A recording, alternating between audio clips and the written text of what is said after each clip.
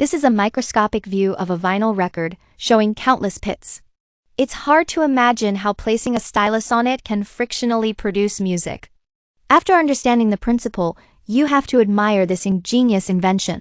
We know that sound propagates through vibrations, and these vibrations follow a specific trajectory.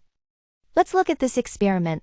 Make a paper tube into a large horn shape, cover the front end with a balloon and fix it. When you shout into the horn, vibrations are generated, causing a pencil to shake accordingly. If you place a piece of paper in front of the pencil, it will start to scribble randomly. When the paper moves uniformly, the pencil draws an incomprehensible wavy line on it.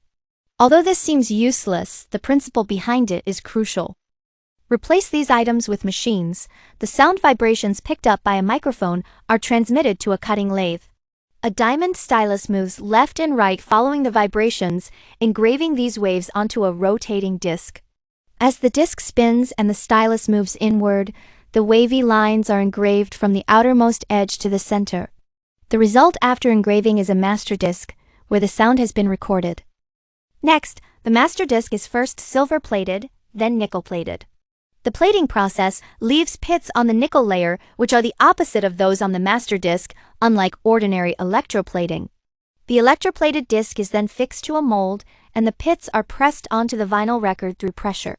The pits on the finished record are identical to those on the master disc, completing the transfer of sound waves to the record. So, how exactly does the stylus grind out the sound when placed on the record? The principle of a record playing music is as follows. When the stylus is placed on the rotating groove, it moves left and right, generating vibrations identical to those recorded earlier. These tiny vibrations are inaudible, but they exist.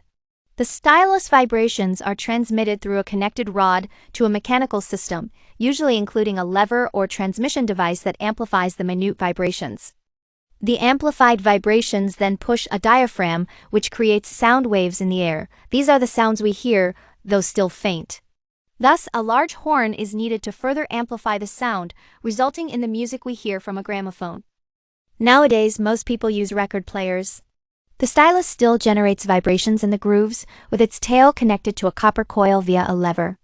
As the stylus vibrates, the lever moves the coil, producing an electric current corresponding to the vibrations, an analog signal containing the record's sound. This current is sent to an amplifier which drives a speaker. When the electrical signal passes through, it causes the speaker's diaphragm to vibrate, creating sound waves in the air that we finally hear.